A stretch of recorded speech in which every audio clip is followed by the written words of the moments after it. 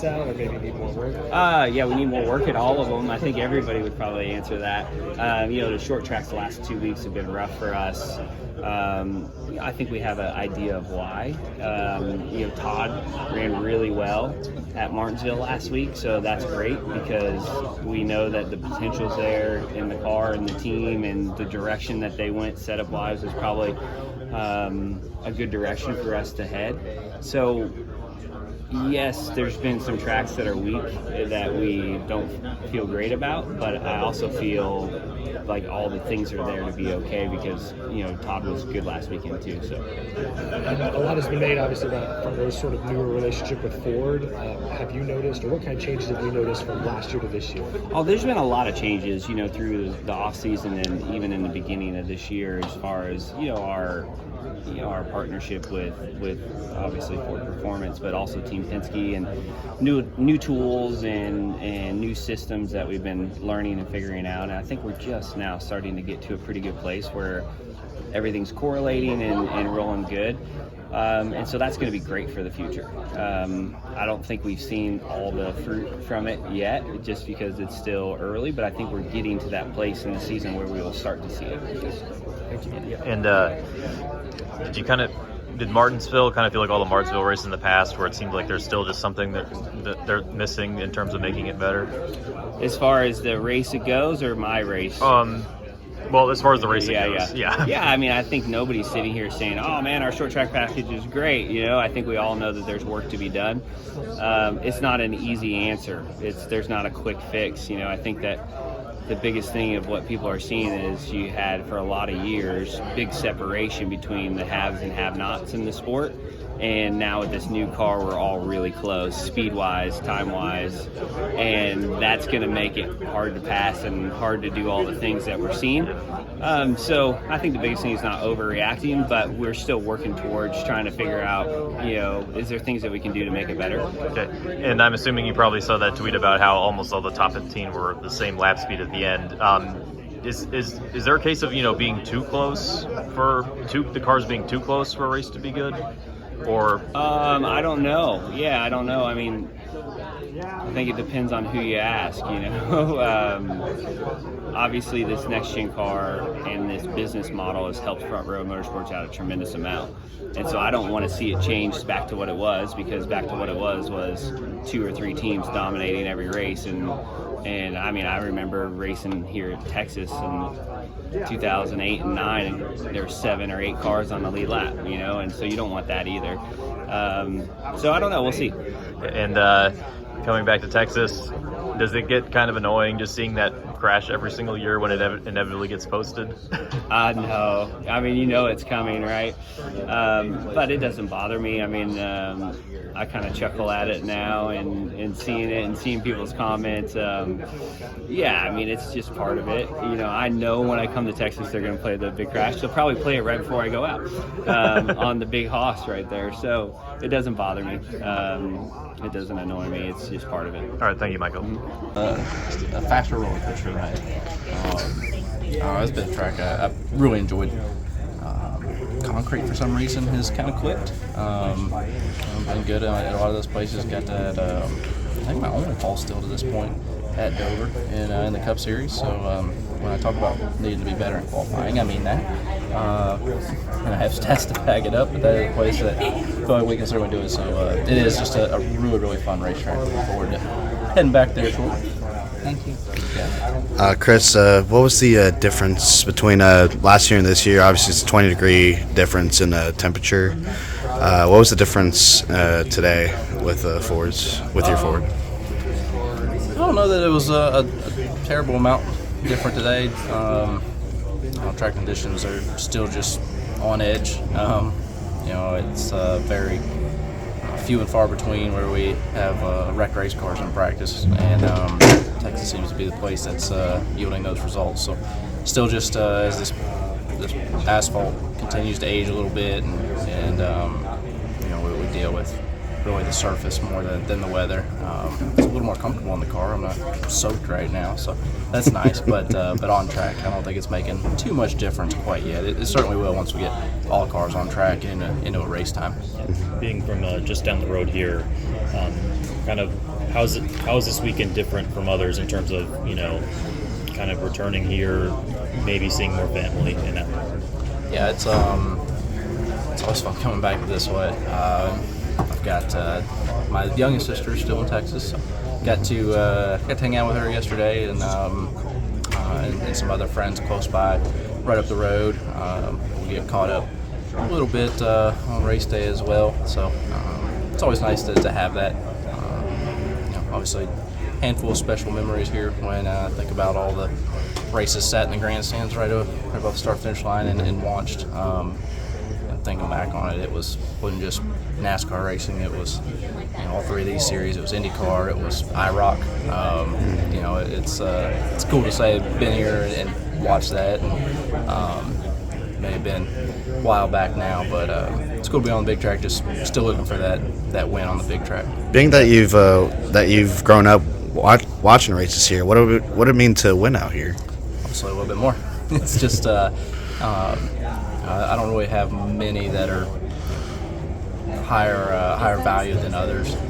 For me, I really just want to win the next one. But the Bristol night race was one that was a little higher for me, and then just a home track win will be big as well.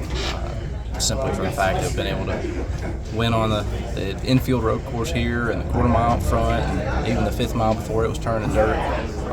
Got trophies from all the different Texas Motor Speedway layouts except the big track. So certainly looking for that one still. Thank you. Obviously NASCAR negotiating with TV deals and teams and charters. You said that there may not, their charter may not be worth anything at some point if they don't get a deal. But is there an impasse, or is it just deal making at this point? And is it drivers and teams, or teams at NASCAR? Or I know y'all have some of your own issues as well. I don't think the drivers are involved at all. I mean, unless there's something going on. I don't know, other than the drivers that own teams like Denny and I. But on the team side, I think there's just still some really heavy active negotiations. And again, this thing doesn't have to be done until we're in Daytona. Thank you. That's kindness. It doesn't have to be done until next year, literally the day before we go to Daytona. So I suspect it's not going to get done as fast as everyone wants it to get done, but it doesn't need to get done. There's want and need. Want is to have it done today, and need is before the Daytona 500 of 2025. So, it's going to get done somewhere in between those two. I'm confident of that, but I couldn't say when.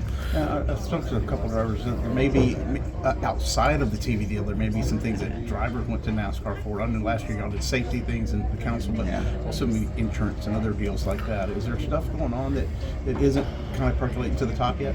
Not that I'm aware of. I mean, I always hesitate to say there's nothing going on, because usually there's things going on I don't know about.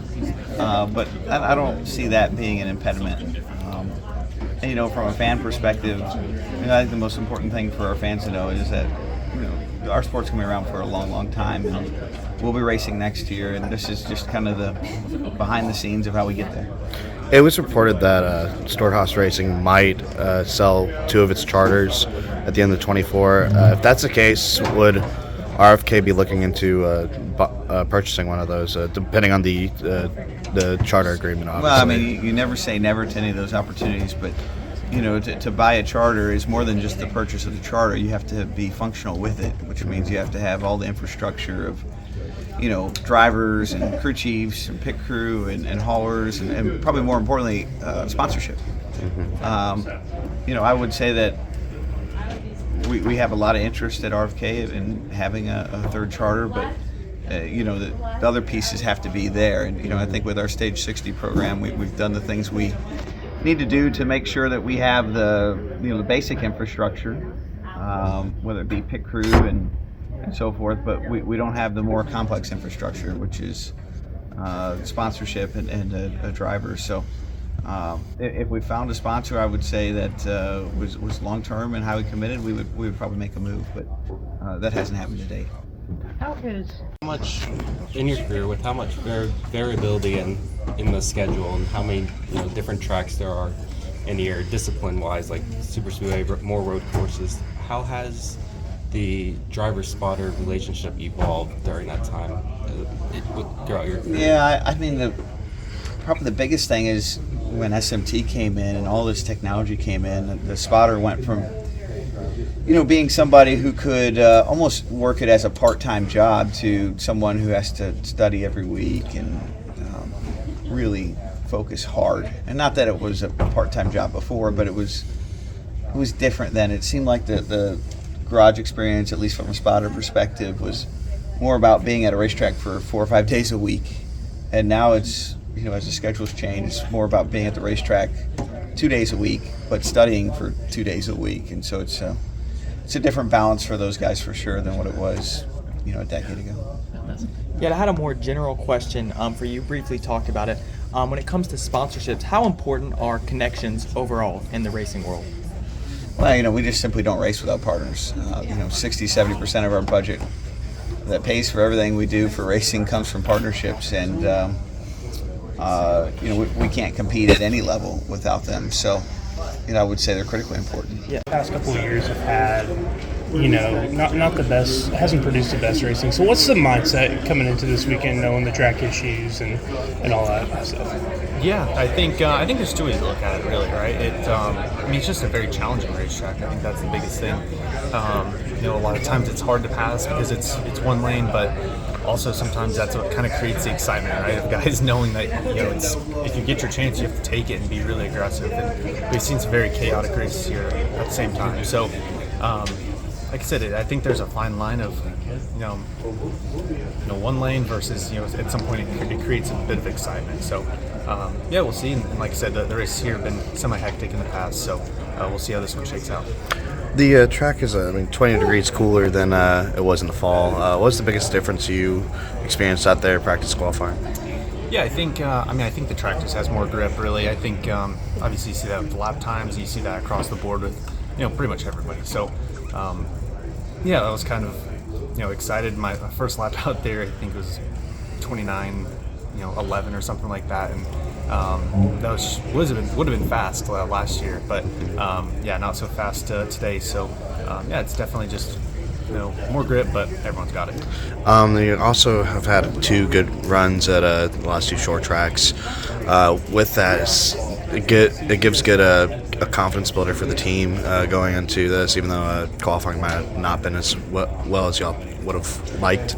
Yeah, I think definitely it's about some of the smaller gains, and definitely the last 2 weeks have been very positive. I think Richmond we had really good speed, and then Martinsville I thought we also had really good speed. So those are the times you just have to capitalize, carry that going forward. That's the biggest thing for us. It's just maybe know that in the past Texas hasn't been one of our better places, but we need to carry that momentum and hopefully make it just a few spots better every time we come to a place, and eventually those gains add up. And next week it's going to be Talladega, and you've led the most laps I think for Ford at the restrictor plates. That brings excitement to the guys in the shop and you. Yeah.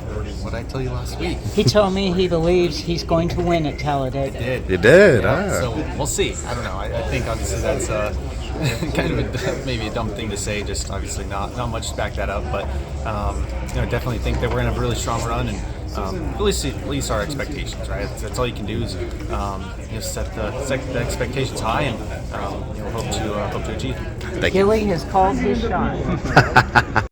Capture memories with Pawfolio, the ultimate digital pet card experience. Customize, download, and share in 3D magic.